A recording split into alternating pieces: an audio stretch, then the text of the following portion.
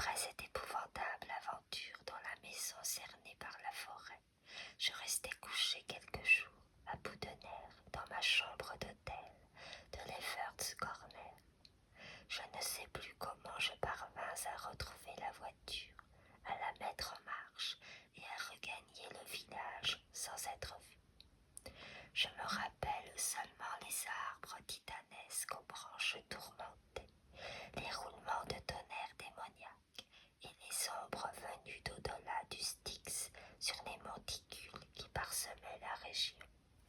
À force de réfléchir en tremblant à l'ombre que j'avais vue sur la cheminée et dont l'aspect défiait la raison, je compris que j'avais mis au jour une au moins des horreurs suprêmes de l'univers, une de ces flétrissures sans nom des ténèbres extérieures, dont nous entendons parfois les faibles grouillements au bord extrême de l'espace, et contre lesquels notre vision limitée nous a miséricordieusement immunisés. L'ombre que j'avais vue, j'osais à peine l'analyser ou l'identifier. La chose s'était allongée cette nuit-là entre la fenêtre et moi, et frémissant de terreur, je ne pouvais rejeter le désir instinctif de savoir ce que c'était. Si seulement elle avait grogné ou aboyé ou ri même, il me semble que cette impression de hideur insondable aurait disparu. Mais non, c'est en silence qu'elle avait posé sur moi son bras lourd ou sa jambe. Il s'agissait évidemment de quelque chose d'organique. John Mardens, dont nous avions envahi la chambre, était enterré près de la maison. Il me fallait retrouver Bennett et Tobin s'ils étaient encore en vie. Pourquoi l'ombre les avait-elle emportés, m'épargnant seul, dormir est si accablant et rêver si horrible? Au bout de quelques jours, je me rendis compte que si je ne voulais pas m'effondrer complètement, il me fallait raconter mon histoire à quelqu'un. J'avais déjà décidé de poursuivre mes recherches, car il me semblait, dans mon innocence, que l'incertitude était pire que tout, même si la vérité était terrible. Aussi je me résolus à ce qui me semblait la meilleure solution, choisir un confident et retrouver les traces de la chose qui avait fait disparaître mes deux compagnons et dont j'avais vu se profiler l'ombre de cauchemar. Les gens que je connaissais le mieux à Lefferts Corner étaient les journalistes. Quelques-uns d'entre eux étaient restés pour recueillir les derniers échos de la tragédie, et c'est parmi eux que je décidai de choisir un compagnon. Plus je réfléchissais, plus mes préférences m'entraînaient vers un certain Arthur Munro, brun et maigre, âgé de 35 ans environ, que son éducation, ses goûts, son intelligence et son caractère semblaient annoncer comme un homme qui ne se laisserait pas arrêter par des idées conventionnelles. Un après-midi du début de septembre, je lui racontai mon histoire. Je vis tout de suite qu'il l'écoutait avec intérêt et sympathie. Lorsque j'eus fini, sa façon d'analyser le problème dénotait d'une grande acuité d'esprit et un excellent jugement. Il me donna en outre des conseils fort judicieux. Selon lui, il fallait suspendre les opérations à la maison Martens jusqu'à ce que nous possédions davantage de détails historiques et d'éléments géographiques. Sur son initiative, nous parcourûmes le pays à la recherche d'informations concernant la famille Martens. Un homme nous communiqua le journal intime de son aïeul, admirablement révélateur, et nous eûmes de longs entretiens avec les rares montagnards que la terreur n'avait pas fait fuir.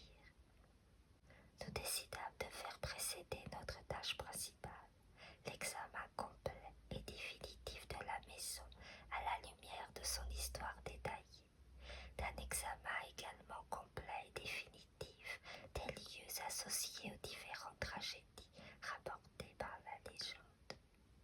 Les résultats de ces examens ne furent guère concluants au début. L'ensemble pourtant paraissait indiquer une tendance significative, à savoir que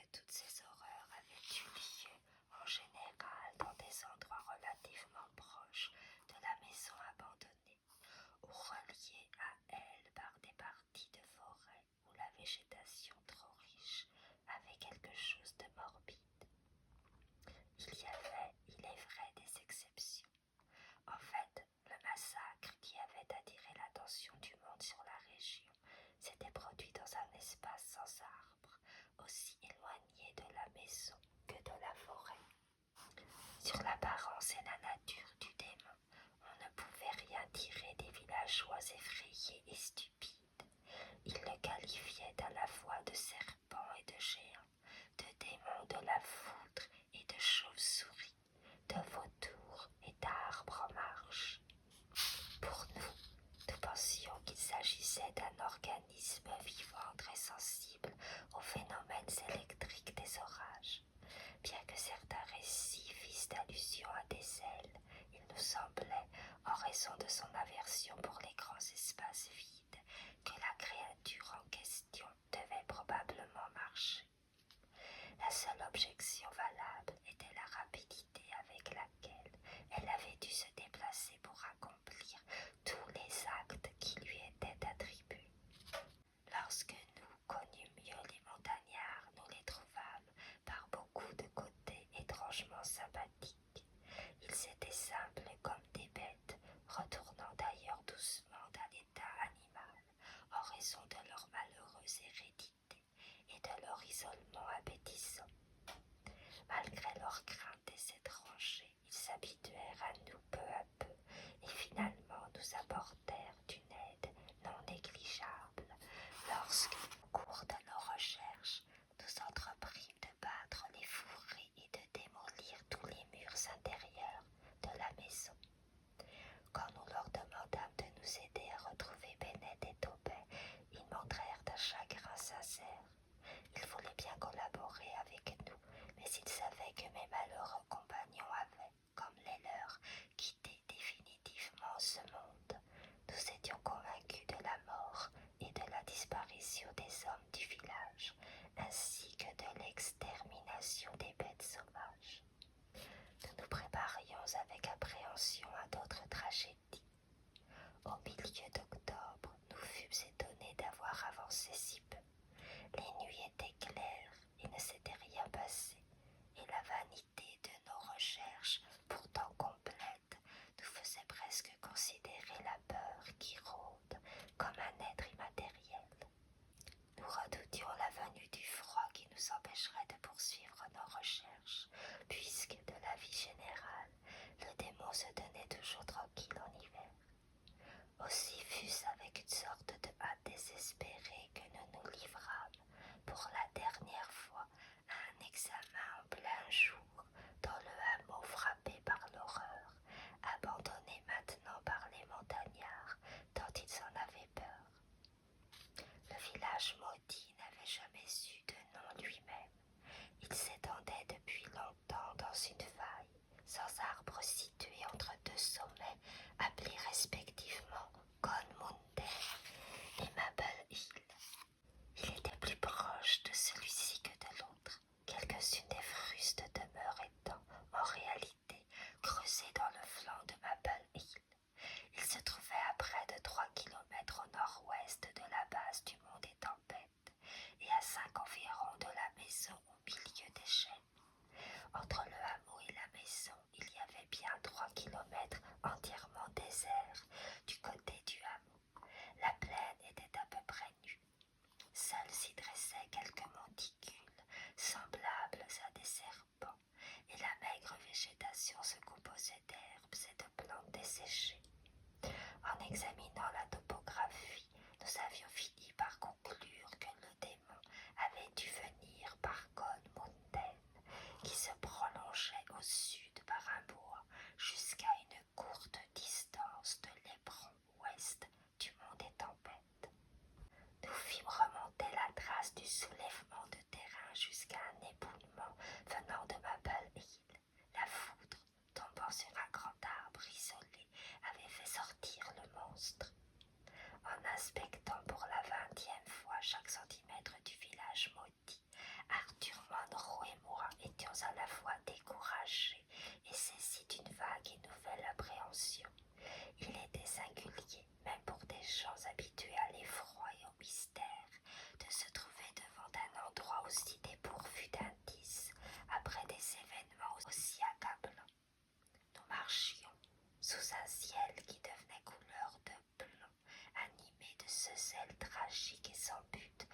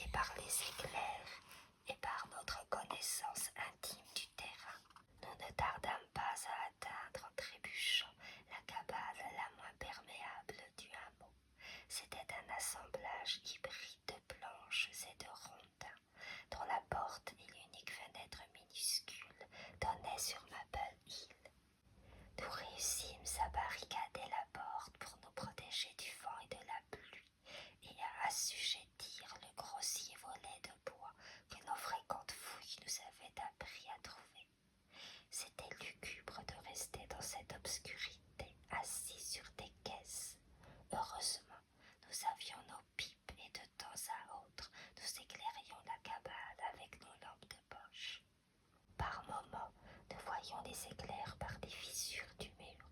Le temps était si extraordinairement sombre que chaque éclair était bien visible. Cette veillée dans l'orage me rappelait les moments affreux que j'avais connus sur le mont des tempêtes. Mon esprit se mit à retourner le problème qui ne cessait de se présenter à lui depuis cette nuit de cauchemar.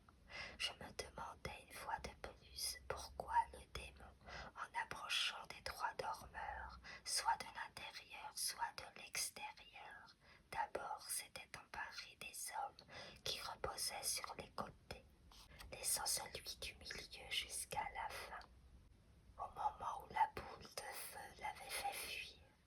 Pourquoi n'avait-il pas saisi ses victimes dans la succession qui se présentait, moi-même étant le second, quelle que fût la direction d'où il venait?